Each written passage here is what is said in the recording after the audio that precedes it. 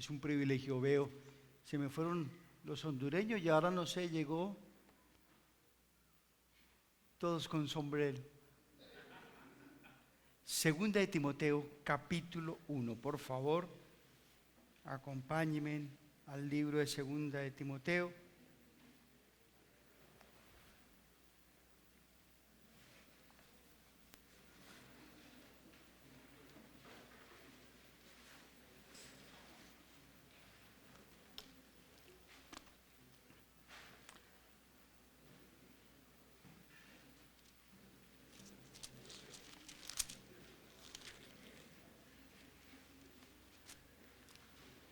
Bueno,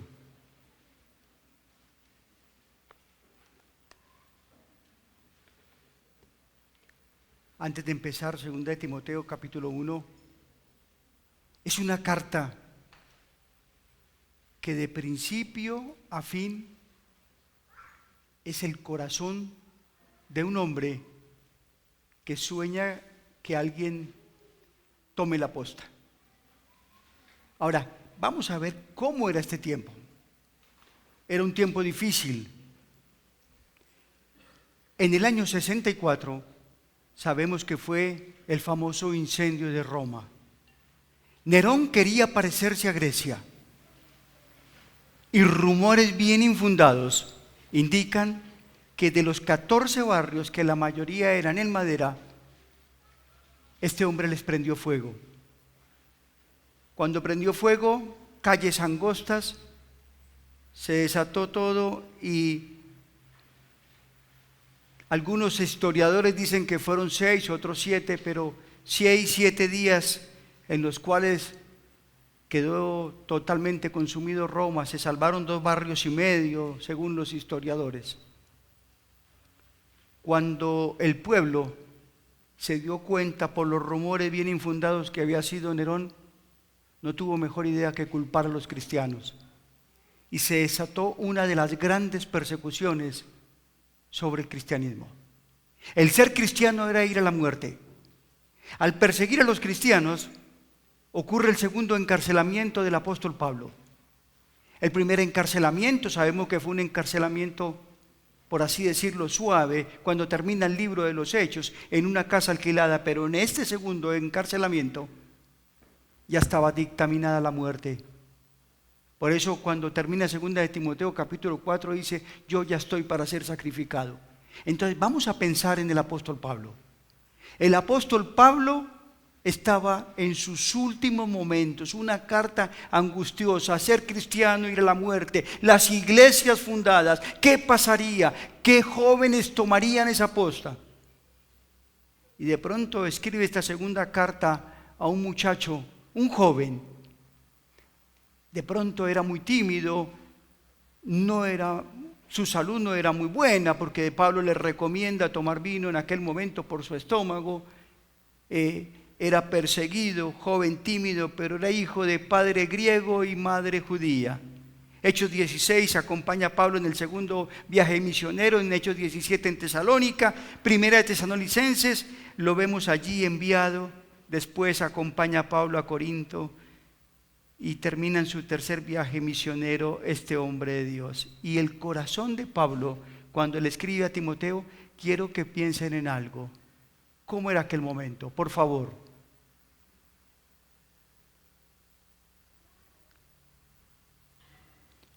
Era su segundo encarcelamiento. Coloquemos el video, por favor. Gracias.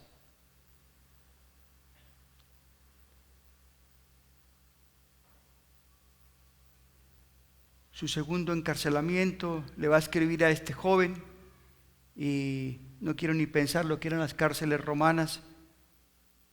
Persecución.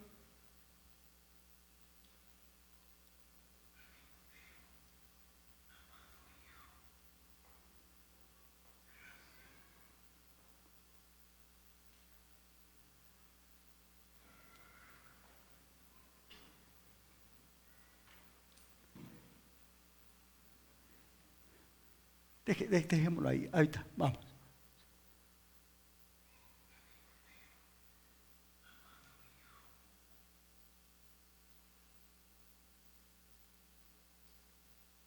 Bueno, está en un momento difícil. El apóstol Pablo, es una película que se vio hace poco, y le escribe, a ver, vamos a intentarlo la última vez, o si no, continuamos. Versículo 1. Pablo, apóstol de Jesucristo, por la voluntad de Dios, a Timoteo, amado hijo, el versículo 2, gracia, misericordia y paz, encarcelamiento. Y empieza Pablo a hablar: doy gracias al cual sirvo de mis mayores con limpia conciencia, de que sin cesar me acuerdo de ti en mis oraciones noche y día. Miren el corazón de un líder. Primero, la limpia conciencia. El apóstol Pablo, a pesar del encarcelamiento, escribía, y lo fundamental, el limpia conciencia, un hombre que vivía con su limpia conciencia delante de Dios. Qué importante en el liderazgo es la limpia conciencia. Esa limpia conciencia le daba autoridad para hablar con libertad, y le escribe a este muchacho y le dice: sin cesar me acuerdo de ti en mis oraciones, dice, en mis oraciones. Ahora, esas oraciones eran noche y día, no era una oración rutinaria. Les dije hoy, hay algo fundamental, jóvenes. Cuidado con el activismo. La oración tiene que ser una prioridad fundamental, noche y día. Lo recuerda, versículo 4 dice: deseando verte al acordarme de tus lágrimas para llenarme con gozo. En medio del encarcelamiento, le escribe desde allí. Y hay algo que es importante, versículo 5, trayendo a la memoria, ¿qué dice? Fuerte, por favor, trayendo a la memoria. O sea que si Pablo le dice a Timoteo que trae a su recuerdo una fe que no es fingida, es porque hay una fe que es real.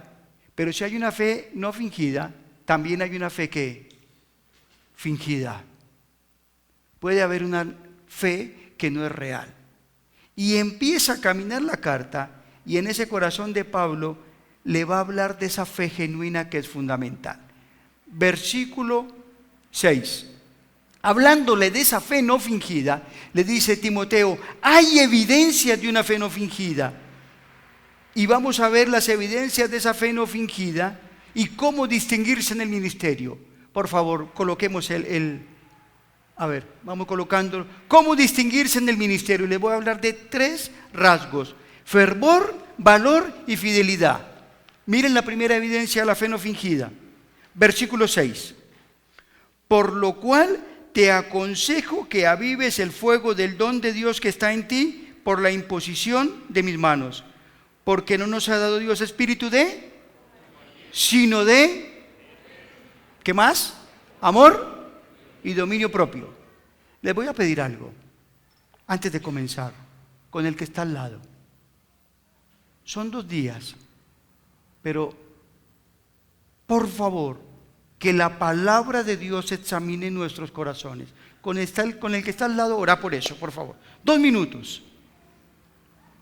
2 minutos. Tómense un tiempo con el que está al lado. Orá 2 minutos, que Dios nos hable a través de su palabra. Vamos a ver su palabra, que nos escondamos detrás de su palabra. Miren su palabra y vamos a escondernos detrás de esa cruz gloriosa. Tomen un tiempo para orar, por favor. Que sean 2 días de que Dios te examine el corazón, por favor.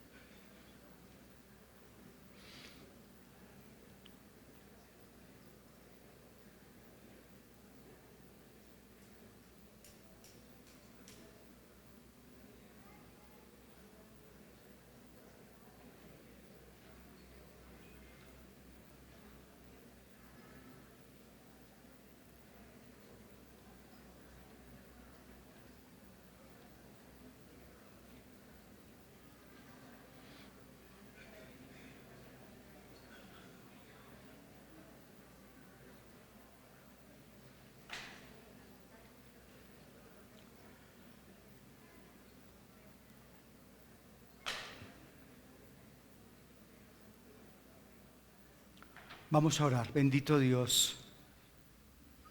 Por favor, bendito Señor, que miremos tu palabra, que veamos tu palabra, que te veamos allí. Que tu Espíritu Santo nos hable, Señor. Necesitamos que examines nuestro corazón. Tú nos conoces a cada uno. Haz una obra, bendito Dios, en el nombre de Cristo Jesús. Amén. Pablo le va a mostrar a Timoteo en el tiempo que le toca vivir 3 rasgos que quiero que sean una bendición para tu vida. El primer rasgo: un llamado al fervor. Miren lo que le dice en el versículo 6 y 7. Es el versículo de avivando el fuego. Por lo cual te aconsejo que avives el fuego del don de Dios que hay en ti por la imposición de mis manos. Aviva. El primer llamado al fervor, aviva. Ya estaba encendida la llama. Ya estaba encendida. Debía darle todo el fuego, debía cuidarla, necesitaba la acción de Timoteo. La llama siempre tiene que estar en la mayor intensidad.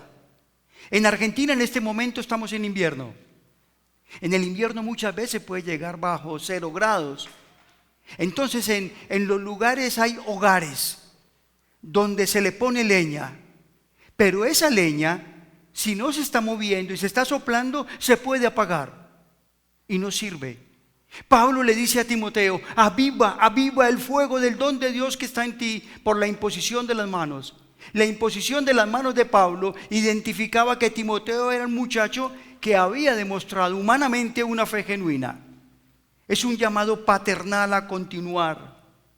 No es que de pronto por la negligencia Timoteo le había permitido que estuviera baja, no, era un llamado preventivo. En el tiempo que te toca vivir, donde Pablo estaba por morir, donde el ser cristiano iba a ir a la muerte, donde empezaba a entrar la apostasía, necesitaba que Timoteo tuviera toda la llama en el fervor. Y yo cuando escribía pensaba en algunas cosas para nuestra iglesia. ¿Qué sería en nuestras iglesias si todos los miembros estuvieran con la llama en todo su esplendor? ¿Qué sería si estuviera con todo su fervor? ¿Cuántos dones inactivos a veces parecería que estuvieran?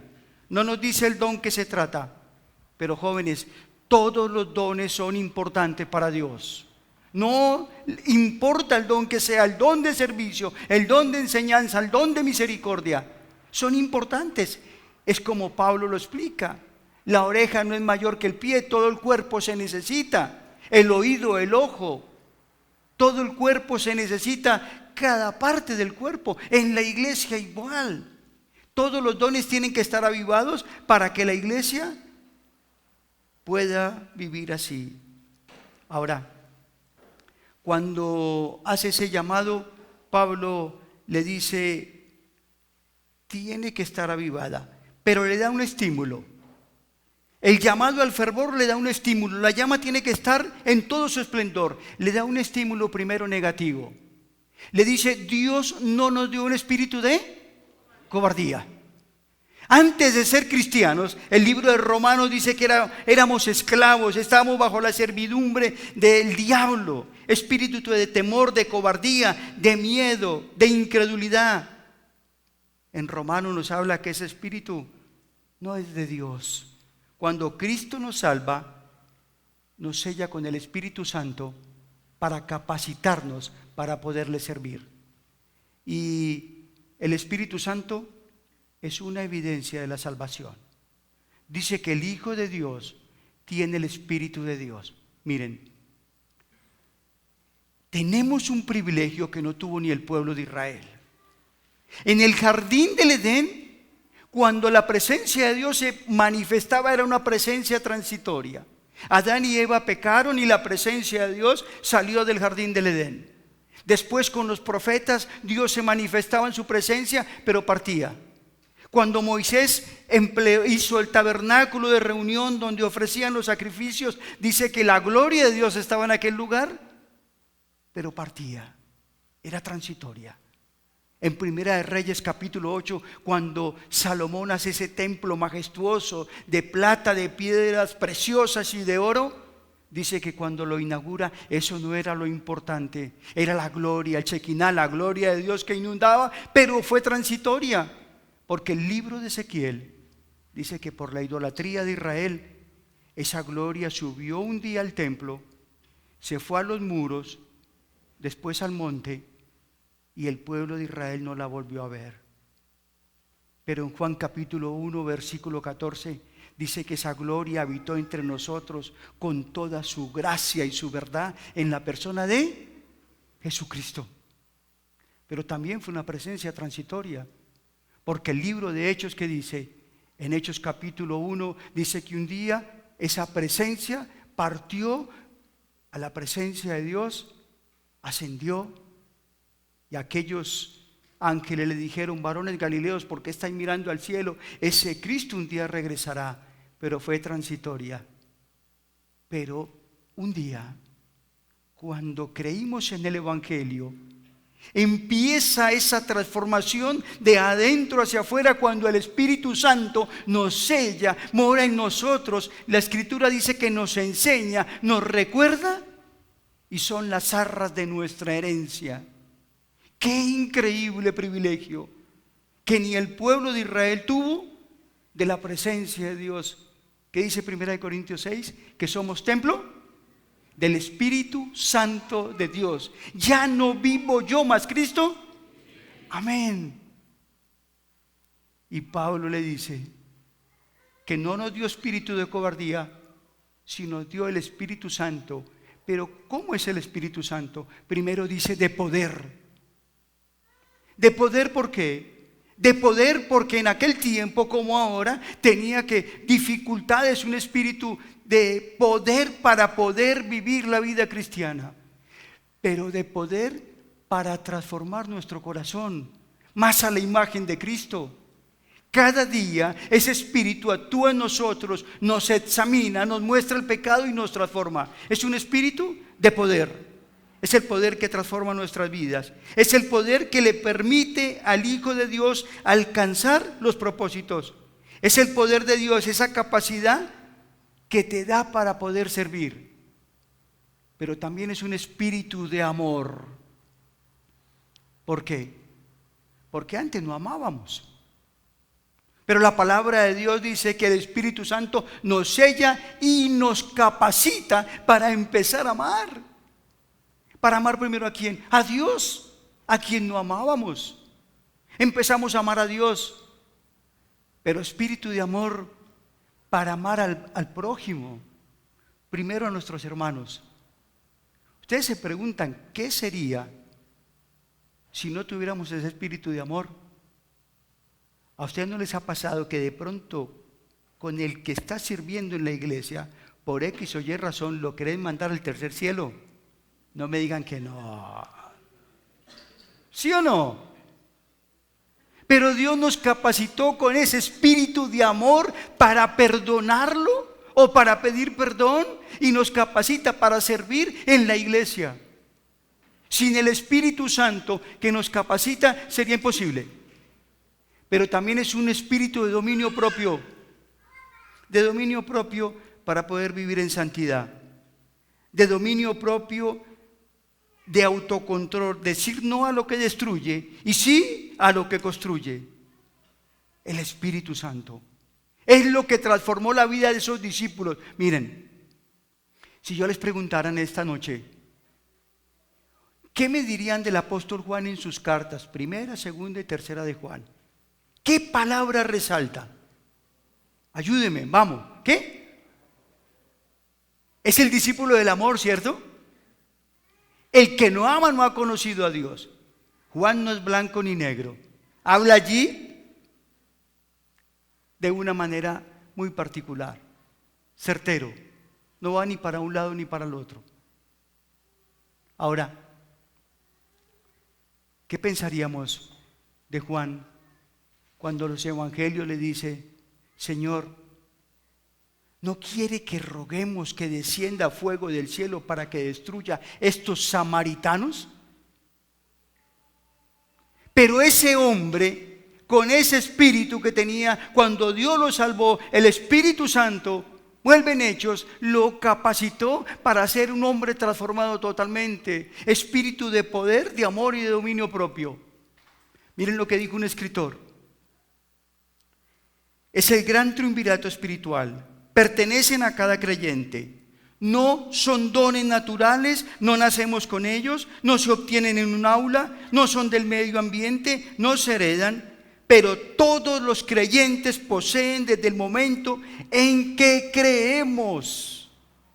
El Dios nos capacita con el Espíritu Santo para poder servirle con poder, para poder amarle y amar al hermano y al incrédulo, y con dominio propio para vivir una vida en santidad. Jóvenes, en el tiempo que nos toca vivir, como el apóstol Pablo, no podemos tener la llama a medias. En el tiempo que nos toca vivir, cuando viene una niñez a los 5 años a pedir consejo porque están con ataques de pánico, no podemos vivir a medias. Cuando una juventud está buscando la solución en el suicidio, cuando una juventud está buscando la solución en las drogas, cuando una juventud se está perdiendo, vacíos y sin esperanza, no podemos vivir a medias. Tenés que avivar ese fuego del don de Dios que hay en ti, avivarlo. Ya está en tu corazón, pero no puede vivir a medias. Tenemos que vivir con toda la capacidad. Como le dijo Pablo a Timoteo: Timoteo, en el tiempo que te toca vivir, cuando el ser cristiano es ir a la muerte, no puedes vivir a medias. Tenemos que avivarlo. Honduras necesita de un liderazgo que entienda que tiene que vivir con todo el fuego en el corazón. ¿Por qué? Porque Dios nos hizo un llamado al fervor, pero no nos dejó solos. Nos dio el estímulo, el Espíritu Santo que habita en ti, de poder, de amor y de dominio propio. El segundo rasgo en el versículo, miren el versículo 8. Miren, yo no sabía que mi hermana iba a cantar, y la canción fue este versículo. El segundo llamado, un llamado al valor. Un llamado al valor. Miren lo que dice el versículo 8. Por tanto, no te avergüences de dar testimonio de nuestro Señor, ni de mí preso suyo, sino participa de las aflicciones, dice, participa de las aflicciones del Evangelio, por el Evangelio, según el poder de Dios. Versículo 9. ¿Quién nos salvó y llamó con llamamiento santo, no conforme a nuestras obras, sino según el propósito suyo y la gracia que nos fue dada en Cristo Jesús antes de los tiempos de los siglos, pero que ahora ha sido manifestada por la aparición de nuestro Señor Jesucristo, el cual quitó la muerte y sacó a la luz la vida y la inmortalidad por el Evangelio, del cual yo fui constituido predicador, apóstol y maestro de los gentiles, por lo cual asimismo padezco esto, pero no me avergüenzo. Miren la siguiente frase, digámosla todos por favor. Porque yo sé en quién, yo sé en quién he creído. Pablo le tenía que enseñar a Timoteo que lo fundamental en este capítulo era en quién había creído. Porque yo sé en quién he creído. Cuando este religioso, camino a Damasco, se encontró con Cristo a quien perseguía, Cristo lo salva y su vida es transformada. Dio su vida por el Evangelio porque sabía en quién había creído. Es fundamental que entendamos en quién hemos creído. Miren, es un tiempo en que en mi país, no sé aquí, el evangelio de la prosperidad ha hecho daño. Un evangelio fácil. Cree en Cristo y vas a tener casa, beca, auto y televisor a color. Te va a ir bien. todo es perfecto y no se predica un evangelio como tiene que ser. A veces nos dicen que somos facilistas, pero Pablo sabía en quién había creído. Y en el segundo llamado, en ese llamado a no avergonzarse, miren lo que dice, llamado al valor. Primero le dice, no te avergüences del Señor. Pablo le dice a Timoteo, no gobierna Nerón. El que gobierna es el Señor, el soberano, el absoluto. No se podía avergonzar de Pablo, era su pastor, era su amigo. Pero no se podía avergonzar del evangelio, que era locura, que era tropezadero para los judíos. Para los gentiles, un Mesías crucificado. No se podía avergonzar ni del Señor, ni de Pablo, ni del evangelio. Y le dice, participa de las aflicciones por el evangelio según el poder de Dios. Junto a otros, Pablo sabía que cuando perseguían a los cristianos se perseguía a Cristo. En un llamado al valor nos dice algo. No se olviden de participar de las aflicciones de aquellos que sufren por el evangelio. Miren, el evangelio en algunos países no es fácil. En el momento en que empecé a estudiar, estudié con David, yo les dije, con David Bográn, pero llegó un hombre, se llamaba Miguel Suger. Este hombre era un terrorista de un grupo, esto no lo están grabando, ¿no?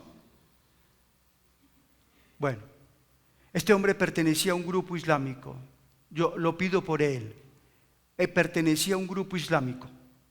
Llegó con 7 pasaportes falsos a la Argentina. Quería formar adeptos a los grupos musulmanes. Había nacido en Belén y pasó por Buenos Aires y le llamó el nombre de una iglesia, Betel. Betel. Él quería hacer daño en ese lugar, pero apareció una viejita, lo recibió con su sonrisa, lo empezó a ganar y lo mandó al campamento, donde llegó a los pies de Cristo. Cuando creyó en Cristo como su Salvador, empezó la persecución para él. Primero por su familia. Perdió a su mamá y perdió a sus hermanos. Para la familia era un enemigo. Yo me imagino a Pablo acá. Participa de las aflicciones por lo que sufren. Jóvenes amados, en el mundo hay lugares donde predicar el evangelio es persecución, es ir a la muerte. Este hombre empezó a fundar las iglesias en la Franja de Gaza. Cuando terminó tercer año yo le decía, Mahmoud, empezá a formar discípulos y los envías. Dijo, yo amo a mi pueblo, tengo que ir yo. Se fue a la Franja de Gaza y empezó a fundar las iglesias clandestinas, subterráneas. Les ponían una capucha y una soga. Una capucha para que no sepan dónde se reúnen y la soga para que sigan al que los va guiando al lugar de reunión. Si agarran a alguno, puede delatar donde se congregan. Al final les voy a pasar un saludo que les mandó, que le pedí para Honduras. Este hombre está allí sirviendo. Pero tenemos que entender que el evangelio no es fácil para algunos. Acá tienen una libertad total. Y cuando le habla del llamado al valor, le da el estímulo, las verdades del evangelio. El estímulo son las verdades del evangelio. Miren lo que dice el versículo 9. ¿Quién nos salvó? Dice primero, ¿quién nos salvó? ¿Qué es el evangelio? El evangelio es el mensaje de Dios para salvación. ¿Quién nos salvó? Miren, desde Génesis capítulo 3, entra el pecado, el hombre se esconde. Dios le había dicho, el día que comieres del árbol, ese día moriréis. Entra la muerte espiritual y la muerte física. ¿De qué nos salvó? Nos salvó de la condenación en el infierno. Nos salvó del juicio del gran trono blanco en Apocalipsis capítulo 20, cuando dice que se abrirá el libro de la vida y el que no fue hallado en el libro de la vida será lanzado al lago de fuego. El evangelio es que nos salvó de una condenación eterna. El evangelio es cuando nos presenta al rico y Lázaro, que el rico le dice: envía a Lázaro a que moje mi boca con un poquito de agua. Ya no se puede. El evangelio es que en el peor lugar este rico le dice: por favor, envía que le hablen a mis 5 hermanos. Se convirtió el misionero en el lugar de condenación, el rico. Y ya no hay lugar. El infierno es real.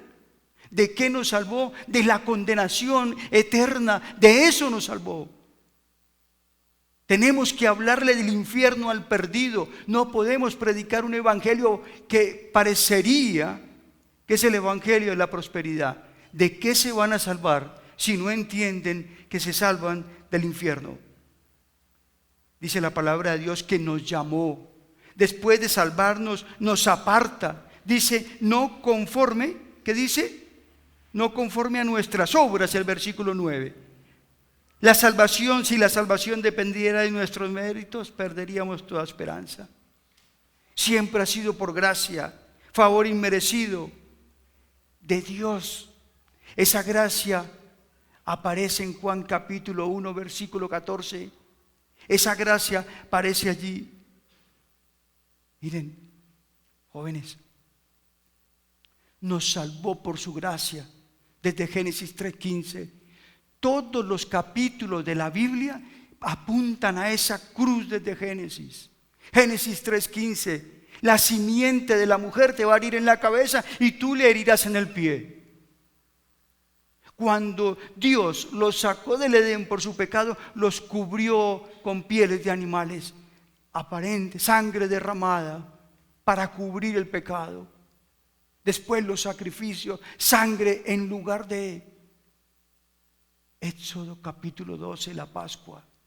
El ángel de la muerte, la sangre en el dintel, el cordero, lo examinaban 4 días.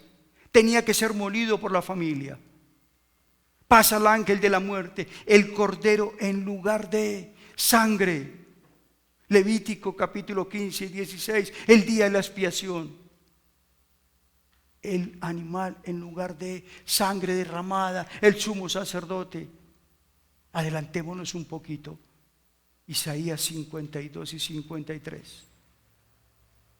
Su parecer y su hermosura iban a desaparecer. 800 años antes, el profeta anticipaba la cruz, molido por nuestros pecados. Hará silencio y llega a la cruz de Cristo. Nos salvó de la ira de un Dios santo. Tenía que morir. Por eso los historiadores dicen que era la peor de las muertes. Los romanos utilizaban 2 torturadores. Cuando se cansaba uno, seguía al otro. Los judíos eran 40 latigazos menos 1. Los romanos no. El flagrum, tira de hueso y metal, desgarraba los músculos, la piel. ¿Por qué? Porque tenía que ser el cordero inmolado. ¿Quién podía pagar por nuestros pecados? Solamente Dios. Nunca olviden que el único que podía satisfacer la ira de Dios y su justicia por los pecados era Dios. Por eso sabemos que Jesucristo es Dios. Sus atributos, su santidad, el poder sobre la muerte. Y nuestro Salvador fue allí a salvarnos. El valor. No te avergüences del Evangelio. Porque es una verdad. El estímulo es que las verdades del Evangelio, miren lo que dice el versículo,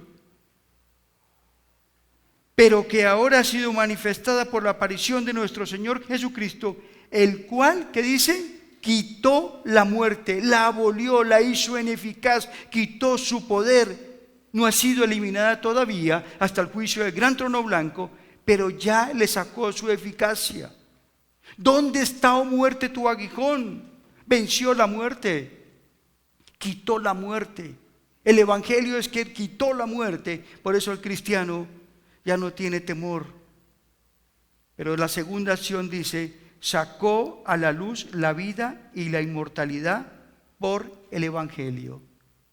Miren, El Evangelio no solamente que Dios fue allí, miren, quitó la muerte y sacó a la luz la vida y la inmortalidad.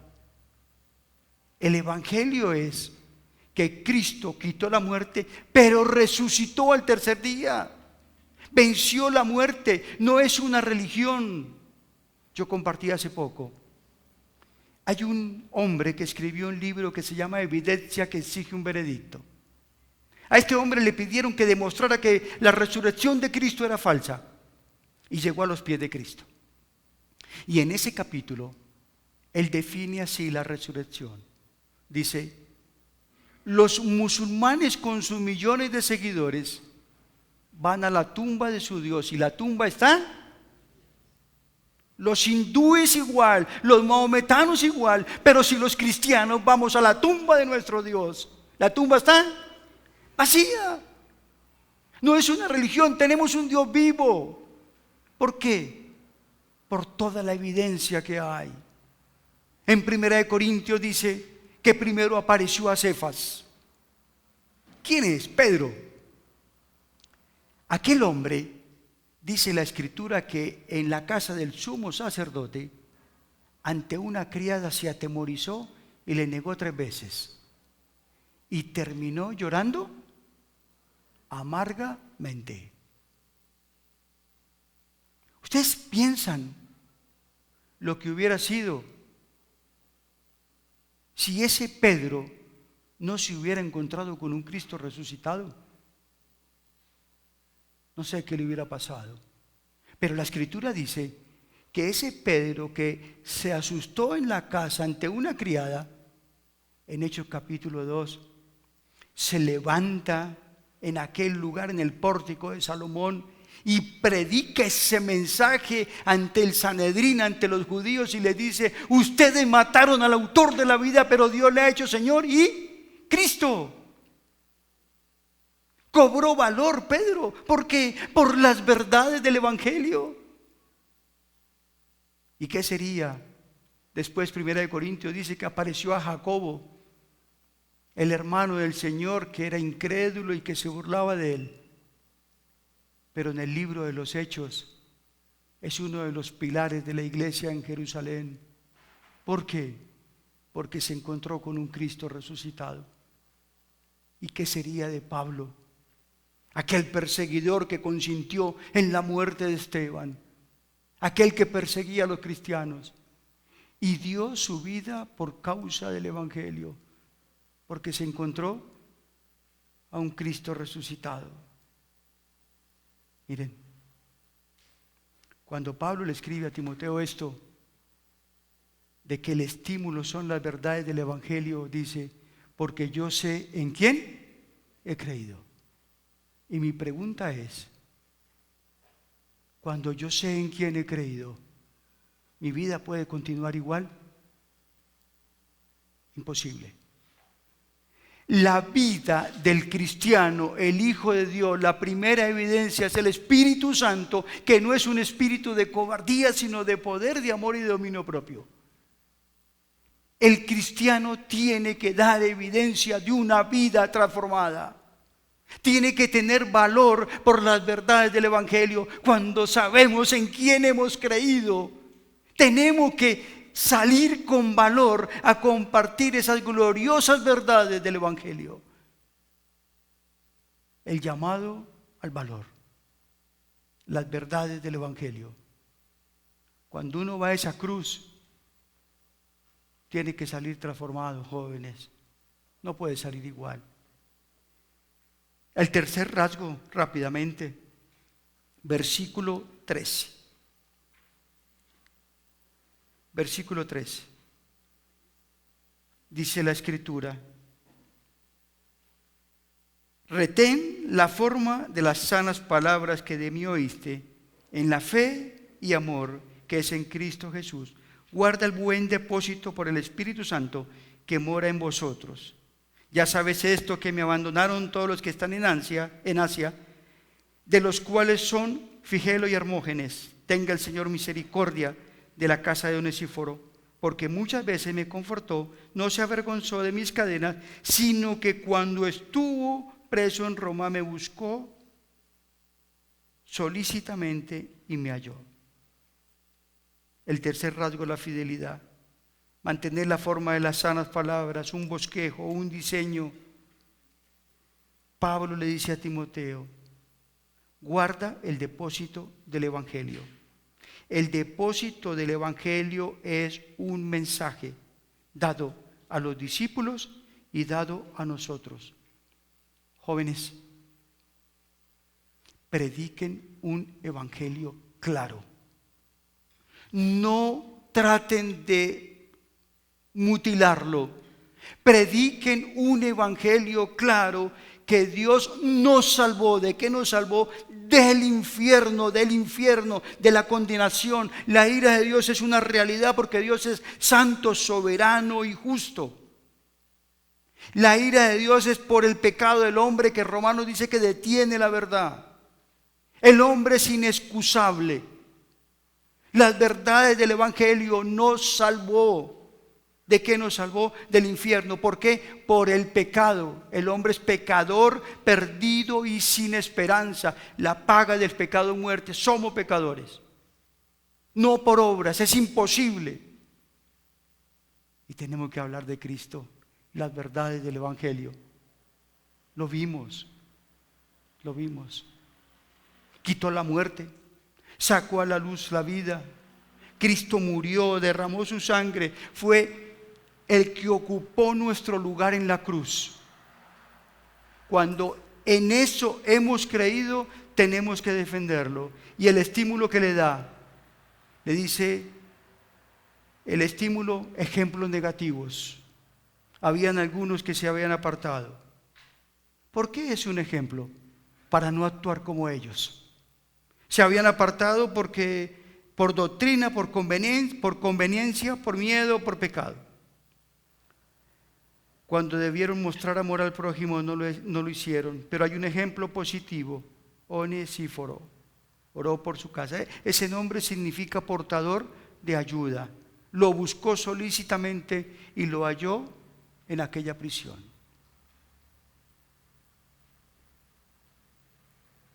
Los tres rasgos, ¿cuáles son? Vamos. El primero, fervor. El segundo, valor. Y el tercero, fidelidad. El primero, un llamado al fervor. Un llamado al fervor. No podemos vivir con un espíritu de cobardía. No podemos. Y no pasa por el carácter. Dios nos dio el Espíritu Santo, o características del Espíritu Santo.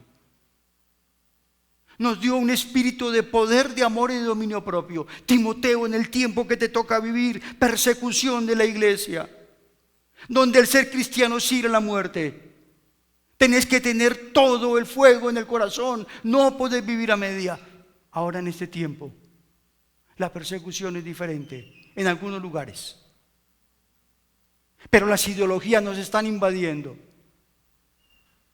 Los jóvenes necesitan, los niños necesitan de un liderazgo que no viva a medias. Aviva el fuego del don de Dios.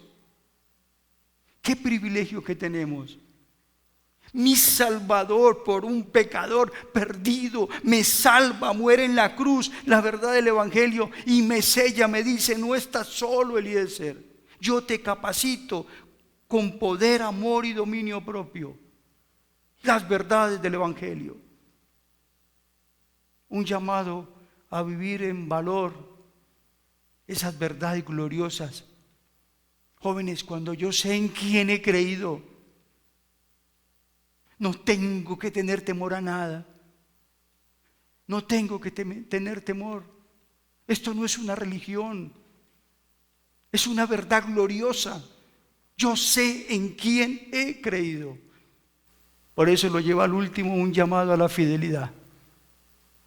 En un tiempo donde la apostasía entra, donde el pecado entra, donde se apartan, donde se alejan, tenés que ser fiel en medio de esta generación que necesita de un liderazgo sólido, un llamado a la fidelidad. Los ejemplos negativos, pero hay ejemplos positivos. Y yo quiero terminar. Le pedí el favor a mi amigo